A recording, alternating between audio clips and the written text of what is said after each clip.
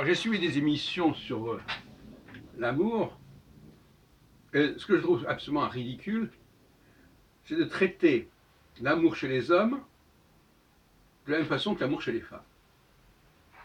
Ça, c'est les limites justement du système actuel, où on ne peut pas réfléchir sur ces questions. Alors on fait des dissertations sur l'amour en général, et quand on essaye de trouver un élément commun à un matériau hétérogène, on n'arrive qu'à des choses complètement ridicules, et superficielles, et artificielles. Donc je pense que les femmes et les hommes ne fonctionnent pas de la même manière. Les femmes sont attirées par les hommes en vue. C'est une certaine position, une certaine situation. Et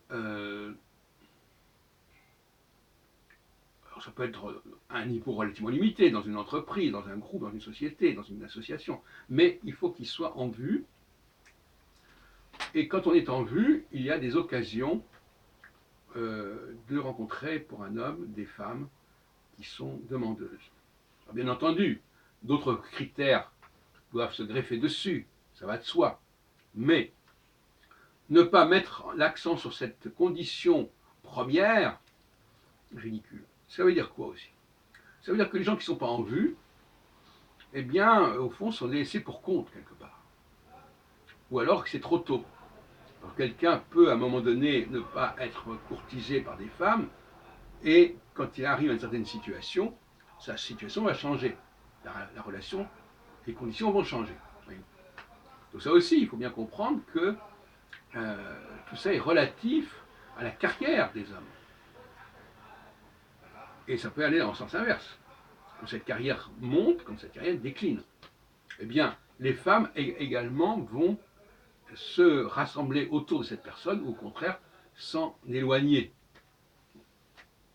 Concernant le point de vue de l'homme, l'homme voit des femmes qui s'intéressent à lui, et il doit faire son choix, de cette manière.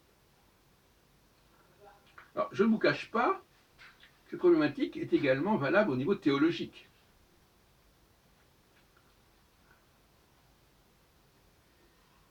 Quand les gens vont vers un certain Dieu, vers un certain Messie, ben c'est aussi la même chose, c'est qu'il y a quelque chose de particulier, de remarquable.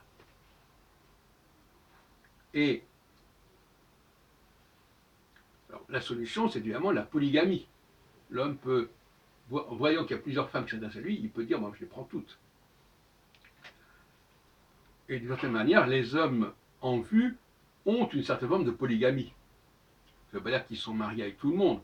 La polygamie, c'est plus la question du mariage, comme on sait, c'est au sérieux. La polygamie, simplement, il y a plusieurs femmes qui s'intéressent à vous et qui partagent votre vie d'une manière ou d'une autre. Et là, l'homme peut être amené à choisir parmi ces femmes qui gravitent autour de lui, choisir la femme qui lui plaît spécialement. C'est un petit peu le contraire de ce qui se passe avec la procréation, où les spermatozoïdes se précipitent vers l'ovule, et il n'y en a qu'un seul qui entre.